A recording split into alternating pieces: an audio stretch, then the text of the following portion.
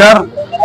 આજે સુરત મહાનગરપાલિકા ઉધના ઝોન બી કનકપુર ખાતે 926 લાખના ખર્ચે આંગણવાડી, આરોગ્ય કેન્દ્ર, સ્ટ્રોંગ ડ્રેનેજ આ ત્રણ કામોનો ખાતમુહૂર્ત પ્રસંગે આ વોર્ડના તમામ કોર્પોરેટરશ્રીઓ, સંગઠનના પદાધિકારીઓ અને આ વિસ્તારના નગરજનોની હાજરીની અંદર આજે આ ત્રણેય અલગ અલગ કામોનું ખાતમુહૂર્ત થઈ રહ્યું છે।